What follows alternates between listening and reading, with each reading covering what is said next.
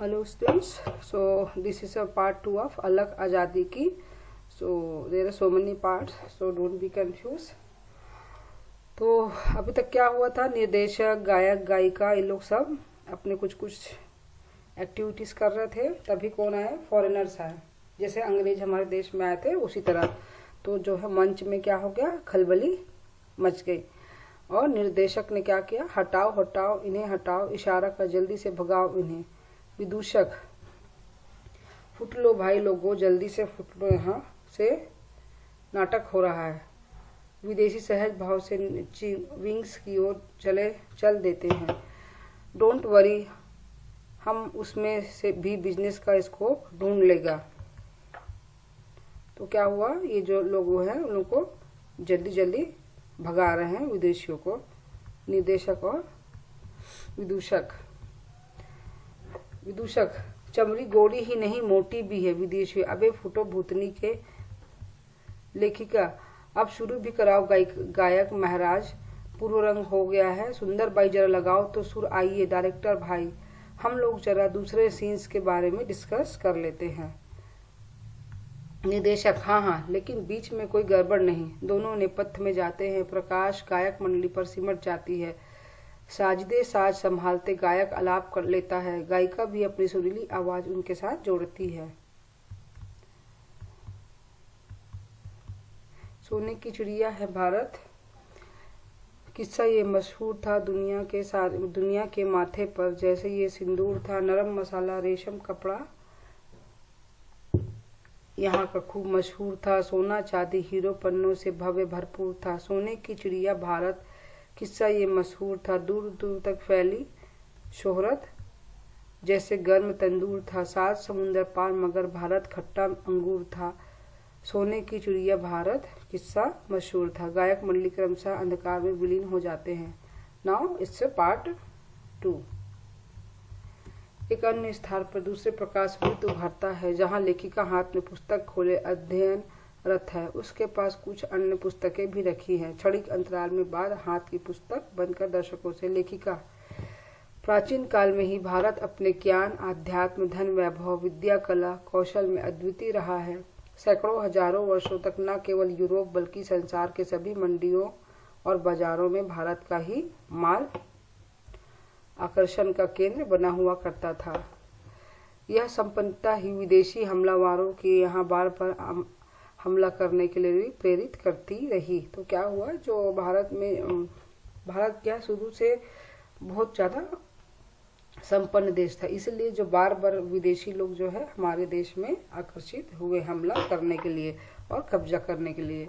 लेकिन अधिकतर हमलावर तो लूट पाट करके वापस लौट गए, यहीं की संस्कृति में रच बस गए। यूरोपियन का चरित्र कुछ दूसरे ही किस्म का था। वे पहले व्यापारी बनकर आए, फिर राजसत्ता हत्याने के षड्यंत्रों में लगे। भारत और यूरोप के बीच का सारा व्यापार अरब ईरान के सौदागरों के जरिए होता था। तो सब ऐसे तो बहुत सारे आए भारत में, लेकिन जो यूरोपियंस थे, जो अंग्रेज थे, उन लोग क्या है थोड़ा जो उनका मिजाज तो है थोड़ा अलग था। तो मोस्टली पहले डायरेक्ट बिजनेस नहीं होता था भारत के साथ। पहले कैसा होता था, ये जो अरब और ईरान के जो बिजनेसमैन थे उनके साथ होता था, इनका डायरेक्ट भारत से नहीं था। मतलब इन लोग भारत का माल इन लोगों से खरीदते थे। लेखिका की स्पीच में आवश्यकता एवं सुविधा अनुसार स्लाइड, ट्रांसपेरेंसी अथवा छाया दृश्यों का प्रयोग किया जा सकता है। ये सौदागर भारत के पश्चिमी तट से अपने जहाज़ों पर माल लादते और अरब तथा ईरान की खाड़ियों से होकर उसे अपने देश तक ले जाते। वहाँ पर अधिकतर स्थल मार्गों के जरिए ऊँटों और गाड़ियों पर लाद कर उसे यूरोप और अफ्रीका के तमाम देशों में पहुँचाते। तो कैसा होता था ये बिजनेसमैन कैसे करते थे, जो भारत के पश्चिमी तट है वेस्टर्न साइड में, अपने वहाँ पर माल लाते थे और इराक के खाड़ियों से होकर उसे अपने देश तक लाते थे। तो पहले जो भी एक्सपोर्ट होता था, कैसे होता था, जो अरब और ईरान के समुद्री इलाकों से जाता था, क्योंकि उस पर डायरेक्ट जो है यूरोप के लिए कोई रास्ता नहीं था भारत के लिए। और उसके बाद वहाँ से अधिकतर फिर रोड बाय रोड जो कैमल है और गाड़ियों से उसे यूरोप और अफ्रीका के तमाम देशों में पहुंचाते थे। तो ऐसा होता था पहले बिजनेस।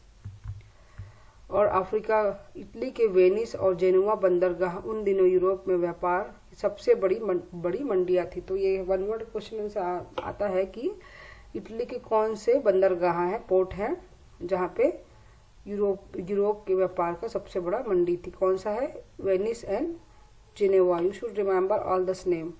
और वहीं से भारत, ईरान आदि एशियाई देशों का माल यूरोप के अन्य देशों में पहुंचता, लेकिन तब तक वही काफ़ी महंगा हो चुका होता। तो क्या होता था, क्योंकि जो यूरोप में जो डायरेक्ट बिजनेस नहीं होता था, इसलिए थोड़ा उनको जो माल क्या होता था, थोड़ा महंगा मिलता था जो इटली से जाता था माल। समुद्र के रास्ते यूरोप से भारत आने जाने का मार्ग उस समय किसी को मालूम नहीं था। ईसा की 15वीं सदी में यूरोपियनों ने भारत का जल मार्ग खोजने का प्रयास शुरू किए। तो क्या होता था उस समय जो है यूरोप और जो भारत है उसमें कोई भी रास्ता नहीं था। तो इन लोग क्या है 15th सेंचुरी में जो यूरोपियन ने भारत का, now they are trying to this route, they are trying to find that route. कौन सा मार्ग? जल मार्ग। स्पेन, पुर्तगाल, हॉलैंड, इंग्लिस्तान और फ्रांस, इस होड़ में ये 5 देश शामिल हुए और लगभग 100 साल तक भटकते रहे। तो सारे जो कंट्री वाले हैं, सारे जो कंट्रीज हैं, सभी लोग लगभग 100 साल तक इन लोग पूरा रास्ता ढूंढते रहे। अनेक जहाज बर्बाद हुए, बहुत सी जाने गई, काफी धन नष्ट हुआ। इटली का कोलंबस पहला नाविक था जिसने भारत पहुंचने का बीड़ा उठाया। तो जो इटली का जो फर्स्ट था कोलंबस था, उसने पहले ट्राई किया, सबसे फर्स्ट था। और भारत पहुंचने के बजाय सन 1492 दैट इज 1492 में वह पहुंच गया अमेरिका, जिसे मरते दम तक वह भारत ही उसको समझता रहा। तो जो ईयर है ये तुमको थोड़ा सा याद रखना है। 1 minute, I will tell you this year proper.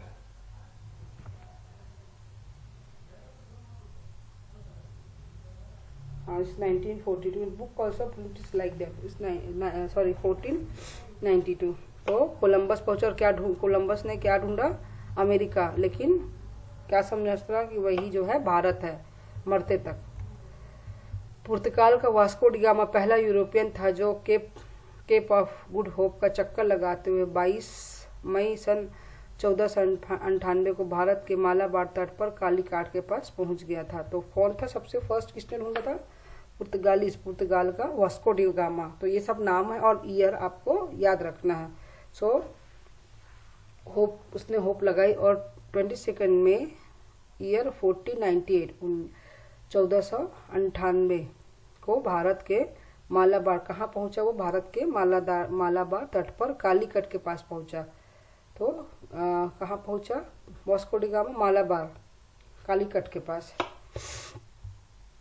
Calicut के हिंदू राजा जिमोरिन ने वास्को डी गामा और उसके ईसाई साथियों को न केवल स्वागत किया बल्कि उन्हें अपने राज्य में रहने और व्यापार करने का भी इजाजत दी। तो कालीकट का राजा कौन था? राजा जिमोरिन। तो ये सब नाम आपको थोड़ा आप इसको अंडरलाइन कर लीजिए या फिर you can write somewhere, you can make your own question answer because इसमें से आता है क्वेश्चन आंसर। सो क्या किया उसने? जो राजा जिमोरिन ने ही, क्योंकि वो बहुत दयालु थे, इसलिए उन्होंने वास्को डी गामा को रहने के लिए जगह दी और उनको बिजनेस करने के लिए अलाउ किया। सन 1500 ईसा में पुर्तगालियों ने कालीकट में व्यापारिक कोठी बनाई। 3 साल बाद उसे किले में परिवर्तित किया और सन 1506 में गोवा नगर पर कब्जा कर लिया। सन 1510 तक पहुंचते पहुंचते राजा जिमोरिन से ही झगड़ा कर लिया।